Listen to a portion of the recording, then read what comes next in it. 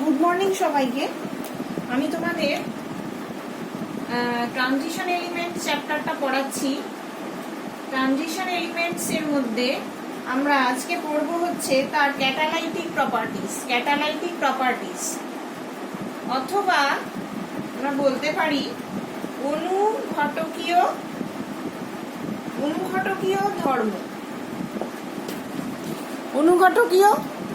ধর্ম। ঠিক আছে, এবার হচ্ছে সন্ধিগত মৌলের কি কারণে এরা অনুঘটকীয় ধর্ম দেখায় না, কারণ হচ্ছে পরিবর্তনশীল, এদের পরিবর্তনশীল যোজ্যতা থাকে, যেটা আমরা দেখলাম ভেরিয়েবল ভ্যালেন্সি আগের দিন আমরা পড়েছি। সেকেন্ডে হচ্ছে 2 নাম্বার পয়েন্ট হচ্ছে এক বা একাধিক ডি অরবিটাল থাকে, এক বা একাধিক ডি অরবিটাল। আর 3 নাম্বার হচ্ছে অধিক ক্ষেত্রফল বিশিষ্ট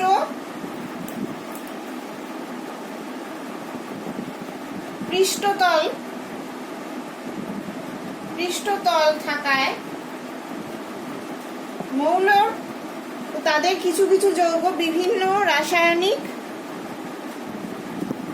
বিক্রিয়ায় অনুঘটক রূপে কাজ করে। ঠিক আছে, তাহলে এই তিনটে হচ্ছে এর অনুঘটকীয় ধর্ম দেখায় কেন, তার 3টে কারণ আছে।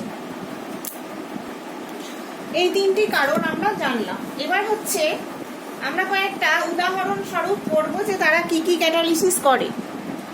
যেমন দেখো, অনুঘটকটা যদি নিকেল চূর্ণ হয়, নিকেল চূর্ণ, এরা কি কি রাসায়নিক বিক্রিয়ায় প্রয়োগ হয় না, বিভিন্ন বিজারণ বিক্রিয়া তেলে ও চর্বির হাইড্রোজেনেশনের সঙ্গে ব্যবহৃত হয়। যেমন আমরা জানি এই ধরনের যে রিঅ্যাকশন হাইড্রোজেনেশন, এতে নিকেল চূর্ণ ব্যবহার হয়। এখানে আমরা পাচ্ছি এটা, ঠিক আছে, একটা গেল নিকেল চূর্ণ। এবার ধরো MnO2 একটা অনুঘটক। এ কি করে না, KClO3 থেকে O2 উৎপাদনের সময় ব্যবহার হয়। এটা কি হয়, 2KClO3, এটা আমরা কি পাই, 2KCl + 3O2। এই রিঅ্যাকশনে আমরা MnO2 ক্যাটালিস্ট ব্যবহার করি। আবার দেখো, অনেক ক্যাটালিস্ট আছে, সব তো বলা যাবে না। প্যালাডিয়াম, এটা কিসে ব্যবহার করা হয়, প্যালাডিয়াম ক্যাটালিস্ট হাইড্রোজেনেশন রিঅ্যাকশনে প্যালাডিয়াম ক্যাটালিস্ট ব্যবহার করা হয়। V2O5 বা প্ল্যাটিনাম স্পর্শ পদ্ধতিতে H2SO4 প্রস্তুতির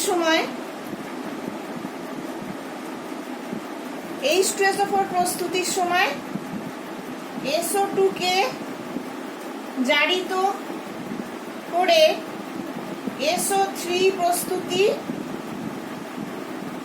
সময় প্ল্যাটিনাম ব্যবহার করা হয়। ঠিক আছে,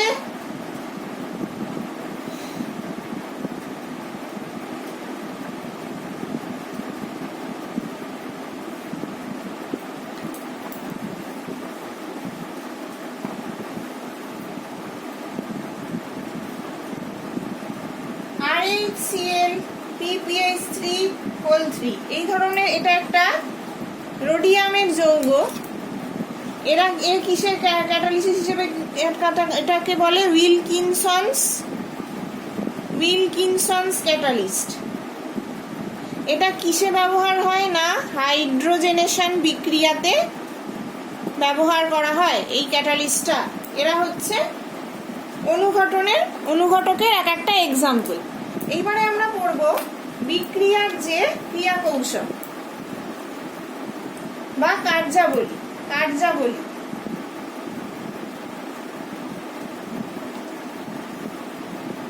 এটা হচ্ছে সন্ধিগত মৌলের পরমাণুতে আমরা জানি আংশিক পূর্ণ ডি অরবিটাল থাকে, আংশিক পূর্ণ ডি অরবিটালে থাকে, বা অযুগ্ম ইলেকট্রন থাকে। এই অযুগ্ম ইলেকট্রন বিভিন্ন পরিমাণ শক্তি শোষণ করতে পারে। হ্যাঁ, এই অযুগ্ম ইলেকট্রন বিভিন্ন পরিমাণ শক্তি শোষণ করতে পারে এবং প্রয়োজনে সেই শোষিত শক্তি বর্জন করতে পারে। ঠিক আছে, এবার রাসায়নিক বিক্রিয়ার জন্য প্রয়োজনীয় যে সক্রিয়করণ শক্তি আমরা জানি, রাসায়নিক বিক্রিয়ার জন্য যেগুলো এনার্জি অফ অ্যাক্টিভেশন বলা হয় ওটাকে, এর যোগান এখান থেকে পাওয়া যায়। যোগান পাওয়া যায়। ঠিক আছে, সেই জন্য আমরা ট্রানজিশন এলিমেন্টকে ক্যাটালিস্ট হিসেবে এরা কাজ করে। আর একটা 2 নম্বর পয়েন্ট কি, এটা গেল আমাদের 1 নম্বর পয়েন্ট। 2 নম্বর পয়েন্ট হচ্ছে সন্ধিগত মৌলের পরিবর্তনশীল জারণ স্তরের জন্য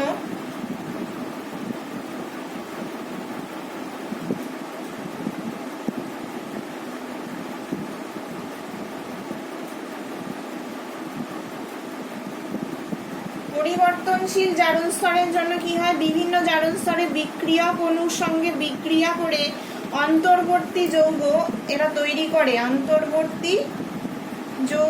করে, বা ইন্টারমিডিয়েট কম্পাউন্ড এরা তৈরি করে। এইভাবে নিম্নতর সক্রিয়করণ শক্তি সম্পন্ন বিকল্প পথের মাধ্যমে রাসায়নিক বিক্রিয়ার গতি বৃদ্ধি পাওয়া যায়। তাহলে এটার জন্য কি হয় না, এনার্জিটা কমে যায়, এনার্জি অফ অ্যাক্টিভেশনটা কমে যায়। নিম্নতর সক্রিয়করণ শক্তি সম্পন্ন বিকল্প পথে বিক্রিয়াটা হয়। ঠিক আছে, এবার তোমাদের একটা আমি এক্সাম্পল যেটা দেখাচ্ছি, এইটার কি ইন্টারমিডিয়েট তৈরি হয় দেখো। ঠিক আছে, 2 নম্বরে একটা এক্সাম্পল দেখাচ্ছি। V2O5 এর সঙ্গে সালফার ডাইঅক্সাইড মেশালে V2O4 বলে একটা অন্তর্বর্তী যৌগ তৈরি হয়। এটা হচ্ছে আমাদের ইন্টারমিডিয়েট, প্লাস কি তৈরি হয়, সালফার ট্রাইঅক্সাইড। ঠিক আছে, এবারে এটা হচ্ছে স্টেপ 1। স্টেপ 2 তে আমরা কি দেখছি না, V2O4 এর সঙ্গে O2 এর বিক্রিয়ায় V2O5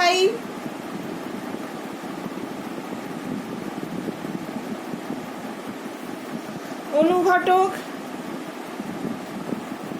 পুনরায় উৎপন্ন হয়। V2O4 এর সঙ্গে O2 যে অনুঘটক বিক্রিয়ায় V2O5 অনুঘটক পুনরায় উৎপন্ন হয়। ঠিক আছে, তাহলে 2V2O4 প্লাস O2, এটা হচ্ছে V2O5টা হচ্ছে আমাদের ক্যাটালিস্ট। তাহলে এই V2O4 ইন্টারমিডিয়েটটা অক্সিজেনের সঙ্গে রিয়াকশন করে আবার V2O5 তৈরি করে, সেই জন্য এইটা আমাদের ইন্টারমিডিয়েটটা হেল্প করছে রিয়াকশনটা হওয়ার জন্য। আর 3 নম্বর পয়েন্ট হচ্ছে অধিশোষণ তত্ত্ব ফলো করে এরা ক্যাটালিস্টের কাজ করে। অধিশোষণ বা অ্যাডজর্পশন আমরা যেটা ইংরেজিতে বলি। এই তত্ত্বে কি হয়, এই তত্ত্ব অনুযায়ী সন্ধিগত মৌল তাদের উপরিতলে যে পৃষ্ঠতল থাকে সেটা বেশি থাকে। ঠিক আছে, সন্ধিগত মৌলের ক্ষেত্রে বেশি পৃষ্ঠতল অথবা সারফেস এরিয়া থাকে। তাহলে উপরিতলে উপস্থিত ধাতুর পরমাণুগুলো মুক্ত যোজ্যতা থেকে থাকার জন্য থাকায় কি হয়, এক বা একাধিক বিক্রিয়ক অণু ধাতুর পৃষ্ঠতলে অধিশোষিত হয়।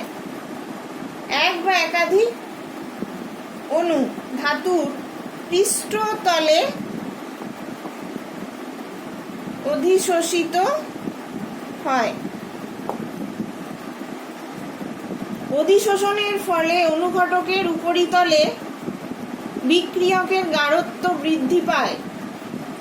অধিশোষণের ফলে অনুঘটকের উপরিতলে বিক্রিয়কের গাঢ়ত্ব যেই বৃদ্ধি পায়, বিক্রিয়কের গাঢ়ত্ব যে অনুঘটকের উপরিতলে বৃদ্ধি পায়, তখন কি হয়, বিক্রিয়াটি সুষ্ঠুভাবে সংঘটিত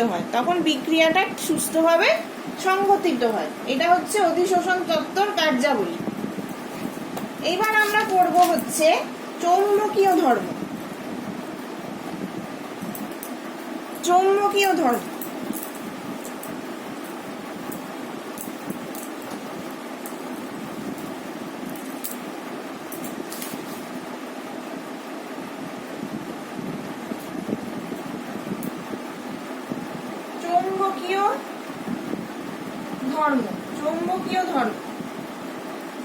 और मैग्नेटिक प्रॉपर्टीज।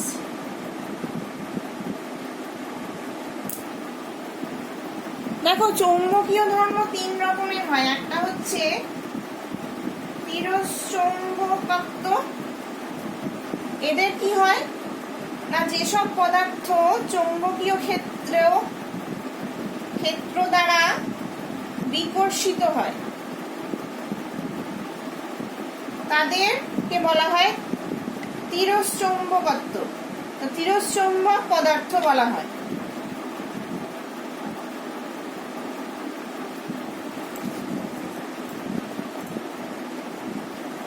আর একটা হচ্ছে 2 নাম্বার প্যারাম্যাগনেটিজম। এটাকে আমরা বলি বা ডায়াম্যাগনেটিজম। প্যারাম্যাগনেটিজম বা পরাচৌম্বকত্ব।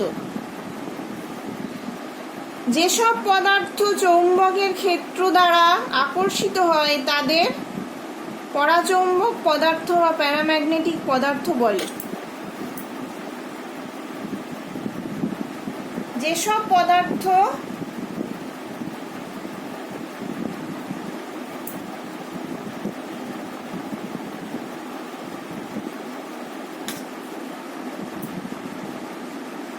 আকর্ষিত হয়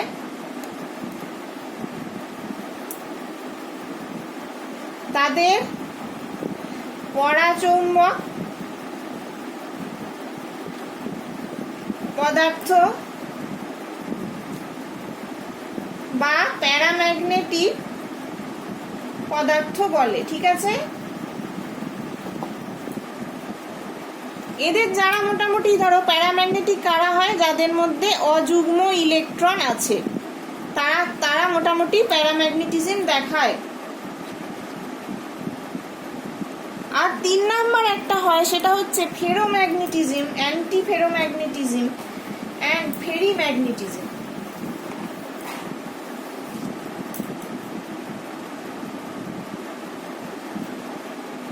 ফেরোম্যাগনেটিজম,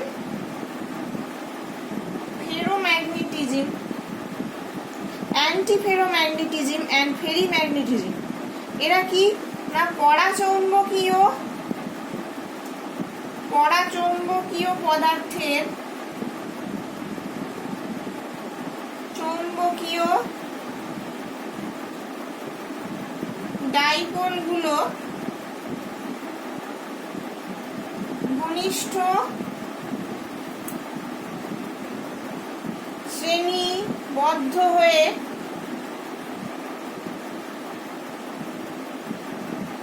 পদার্থের পরাচৌম্বকত্ব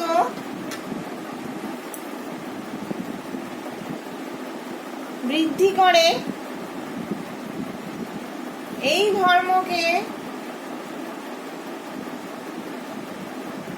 ফেরোম্যাগনেটিজম বা অয়ঃচৌম্বকত্ব বলে। ঠিক আছে, পরাচৌম্বকীয় পদার্থের চৌম্বকীয় ডাইপোলগুলো যদি ঘনিষ্ঠ শ্রেণীবদ্ধ হয়ে পদার্থের চৌম্বকত্ব বৃদ্ধি করে তাহলে এই ধর্মকে ফেরোম্যাগনেটিজম বলে। তাহলে দেখো ম্যাগনেটিক্যালি আমি ইলেকট্রনগুলো কিরকম ভাবে সাজানো থাকে প্রত্যেকটা এতে।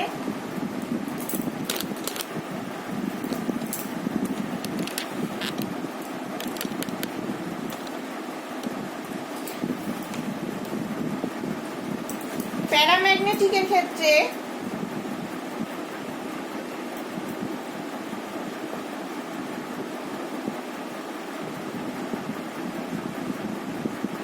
এরকম ভাবে থাকে, এটা হচ্ছে প্যারাম্যাগনেটিক।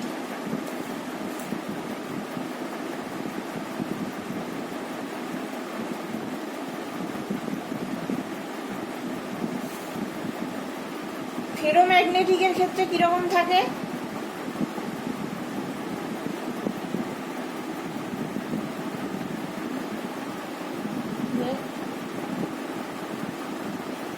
এটা ফেরোম্যাগনেটিক।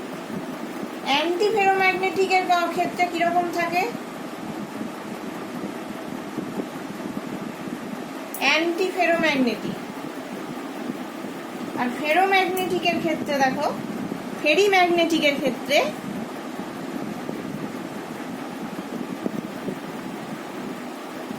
এরকমই থাকে, অ্যান্টি ফেরোম্যাগনেটিকের মতোই থাকে। এটা হচ্ছে ফেরিম্যাগনেটিক।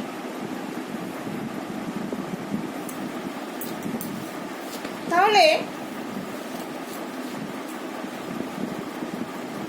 চৌম্বক ভ্রামক বলে একটা কথা হয়।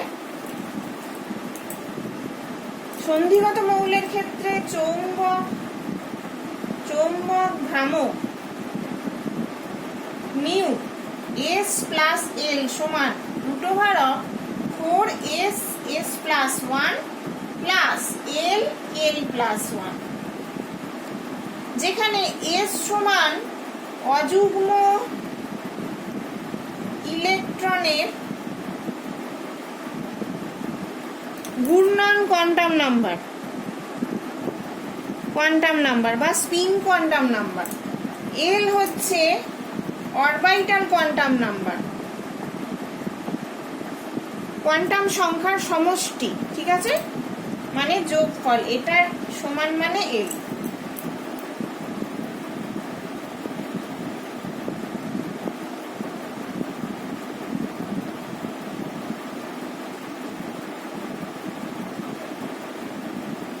তাহলে প্রথম সারির সন্ধিগত মৌলের ক্ষেত্রে অরবিটালের মধ্যে ইলেকট্রনের গতিজনিত চৌম্বক ভ্রামকের অবদান পরিবেষ্টনকারী পরমাণু সমূহের তড়িৎ ক্ষেত্র দ্বারা অনেকাংশে প্রশমিত হয়। তাই এই সব মৌলের ক্ষেত্রে চৌম্বক ভ্রমণের সামগ্রিক মান প্রধানত spin quantum number, spin angular momentum দ্বারা নির্ণয় করা হয়। সেক্ষেত্রে এল সমান 0 হয়। তাহলে প্রথম সারির সন্ধিগত মৌলের জন্য চৌম্বক ভ্রামকটা কত হবে, মিউ সমান 4s+1, এলটা যেহেতু 0 এর ক্ষেত্রে, এটা হচ্ছে 3D সিরিজের ক্ষেত্রে শুধু। ঠিক আছে,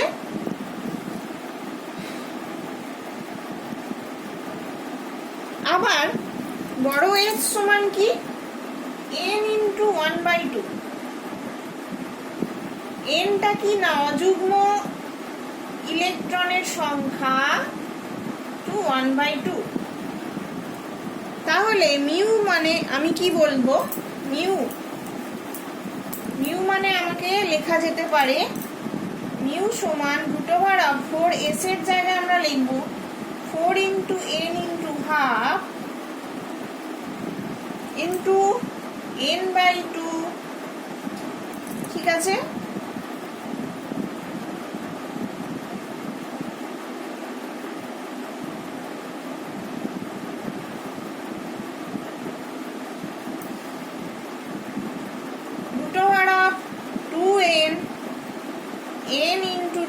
n/2 আমরা লিখতে পারি n into n plus 2।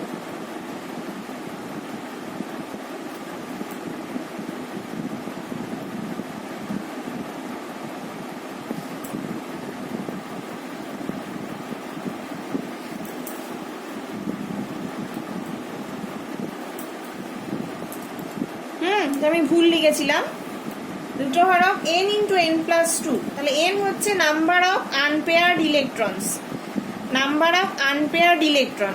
তাহলে আমরা মিউটা কত পাবো না, যতগুলো number of unpaired electron n into n plus 2। এটার ইউনিট হচ্ছে bm, মানে বোর ম্যাগনিটন, ঠিক আছে। তাহলে 1 বোর ম্যাগনিটন সমান EH/4 pi mc সমান 9.27 into 10 to the power minus 21 R per Gauss।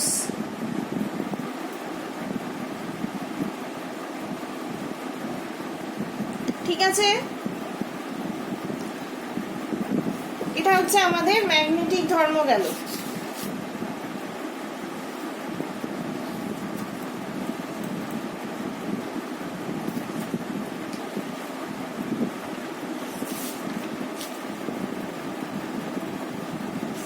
আজকে আমরা সন্ধিগত মৌলের রঙিন যৌগ ফরমেশনটা পড়ব। আজকে একটু শুরু করি।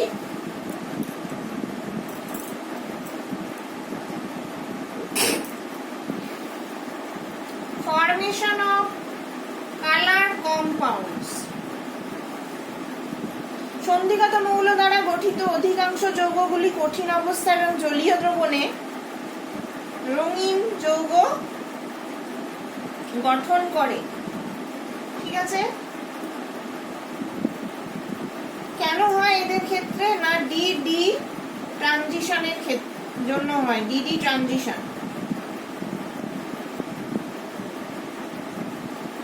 কারণ ডি কক্ষকের প্রতিটি উপকক্ষ যেগুলো থাকে, উপকক্ষের মধ্যে শক্তির সামান্য তারতম্য থাকে।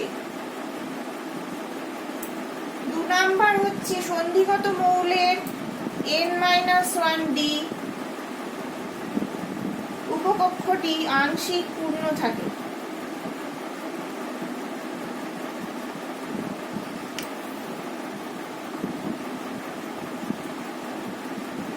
আংশিকভাবে পূর্ণ থাকে, ঠিক আছে। n-1d এর আংশিকভাবে পূর্ণ থাকে, এই জন্য উপকক্ষের ইলেকট্রন আলোক রশ্মি শোষণের ফলে ডিডি স্থানান্তরণ সম্ভব হয়। তাই দৃশ্যমান আলো থেকে যে নির্দিষ্ট বর্ণের আলোক রশ্মি শোষিত হয়, যৌগটি তার পরিপূরক বর্ণ বা কমপ্লিমেন্টারি কালারটা দেখায়। তাহলে যে পরিমাণ শক্তি শোষিত হয় তার পরিপূরক বর্ণের যে শক্তির যে বর্ণটা, সেটাই ওই কম্পাউন্ডটা দেখায়। নিচে শোষিত বর্ণ আর কটাটা তালিকা আমি দিচ্ছি।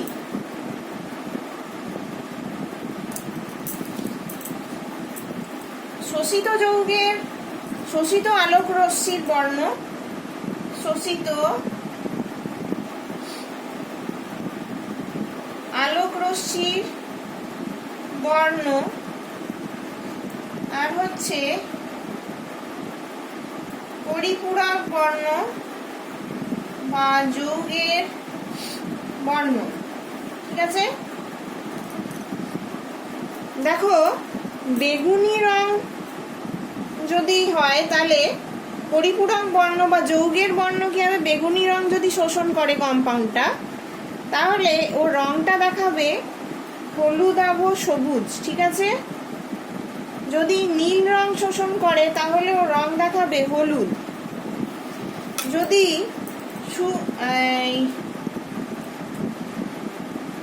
নীল সবুজাভ নীল রং শোষণ করে তাহলে তার রং দেখাবে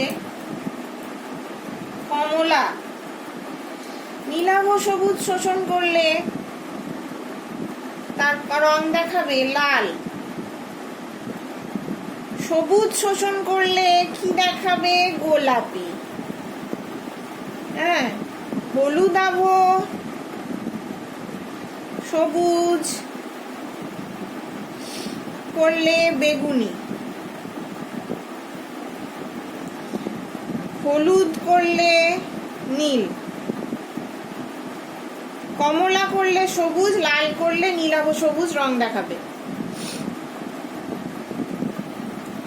তাহলে আমরা জানি যে কপার সালফেটের রংটা জলীয় দ্রবণে নীল। তো এই ধরো কপার, এই যে কমপ্লেক্সটা জলীয় দ্রবণে, এটা নীল বর্ণ কেন দেখায় না? হলুদ বর্ণের আলো শোষণ করে। এ কি করে? হলুদ বর্ণের আলো শোষণ করে, সেই জন্য এ নীল রং দেখায়।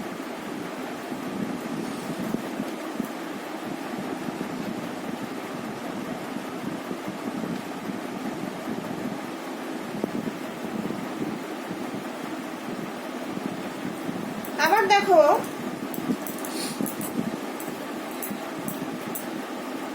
তাহলে কিভাবে এরা কেন কালার কম্পাউন্ড তৈরি করে আমরা আজকে পড়লাম।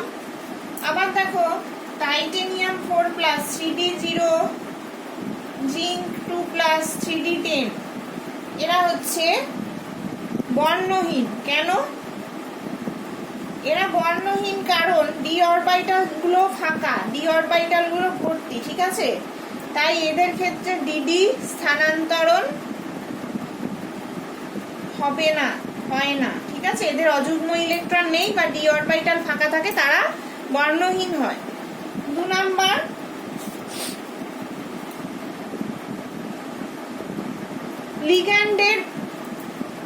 লিগ্যান্ডের প্রকৃতির ওপর অনেকটা ডিপেন্ড করে। লিগ্যান্ডের প্রকৃতি বা ধাতু সংকরায়নের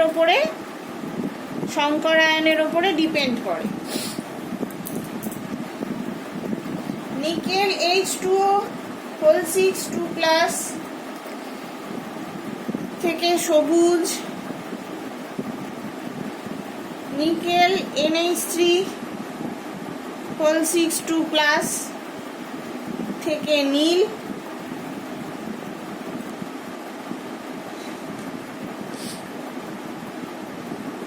নিকেল NO2 6 4- এর ক্ষেত্রে দেখো বাদামি, ঠিক আছে? বাদামি আর লালচে বাদামি, লালচে বাদামি। এরা কিন্তু আলাদা আলাদা কালার দেখাচ্ছে, লিগ্যান্ড গুলো চেঞ্জ করে দিলেই এরা আলাদা কালার দেখাচ্ছে। 3 নাম্বার হচ্ছে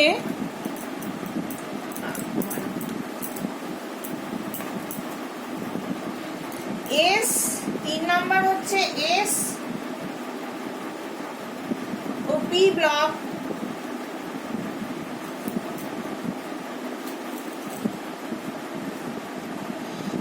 ও P ব্লক মৌলের আংশিক পূর্ণ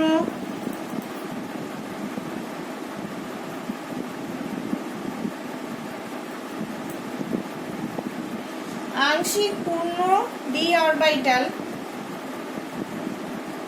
না থাকায় ডিডি স্থানান্তরণ হয় না, তাই এস ও পি ব্লক রঙিন যৌগ তৈরি করে না, ঠিক আছে? এস ও পি ব্লক মৌলের আংশিক পূর্ণ ডি অরবিটাল থাকে না, সেই জন্য ওদের ডি স্থানান্তরণ হয় না। তাই এস আর পি ব্লক এলিমেন্ট গুলো রঙিন যৌগ তৈরি করে না। এটা জানা গেল। তাহলে পরের দিন আমরা ল্যাটিমার ডায়াগ্রাম আর কমপ্লেক্স ফর্মেশনটা পড়ব, তারপর ল্যান্থানাইড অ্যাক্টিনাইডে চলে যাব। আজকের মতো এটুকুই রইল।